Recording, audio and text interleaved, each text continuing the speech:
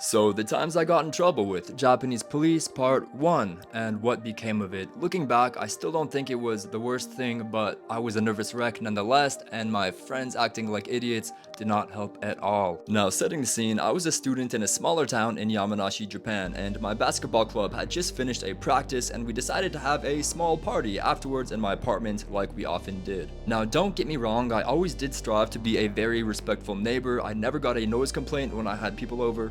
And this whole entire apartment building was occupied by other students, many of which did party until the morning, as students do. But on this particular evening, one of my friends decided to take some of their clothing off and dance on my balcony in the snow, and some police saw from somewhere and decided to stop by and say, "You should not be doing that." So they knock on my door, bang bang, "Ohayo gozaimasu, keisatsu desu." It's the police, and I froze, but all my friends just start giggling, saying, "Wes, you're in trouble," and I thought so too, because my advisors specifically told me that you should not get in trouble with the police when you are studying abroad. So I answer the door, sweating bullets, wondering if I'm gonna get deported, my visa revoked, and the police are like, "Hey, what are you guys doing? Whose apartment is this? It's 3 in the morning. What are your names?" This is when I realized no one else really took this that seriously, which drove me crazy at the time. They started either giving like fake names or just saying, "Sorry, I don't want to tell you my name." One of my friends is whispering in my ear in somewhat English, saying, "Hey, tell them your name is Justin Bieber. That would be so funny." But I'm just like bowing to the police, assuming Misendeshita, getting out my passport to show them I have a visa for being here.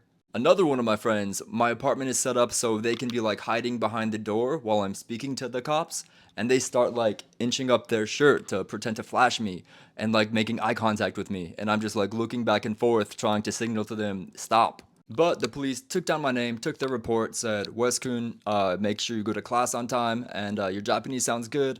Goodbye." And keep it down. And that was that. I was terrified though, because I had heard stories that Japan has like a 90% conviction rate and that police there don't mess around at all. And I was pretty mad at my friends for like 10 more minutes. There's no lesson to be learned here. The police saw me like several more times at other people's house parties or apartment parties when the same thing happened. I was still scared every time, and even more so with other interactions with police I'll get into some other time, but it doesn't always go that well. The advisors did share another cautionary tale about an exchange student that did get put on house arrest when they were like hopping fences to get to the train station. And they hopped the fence into like the Japan Defense Force office area and got arrested. And they got in big trouble. I might share that some other time too. Anyway, be careful out there. I don't think there's anything to learn from this. And somehow many of these people are still my good friends to this day. And here is me at one of their weddings last year.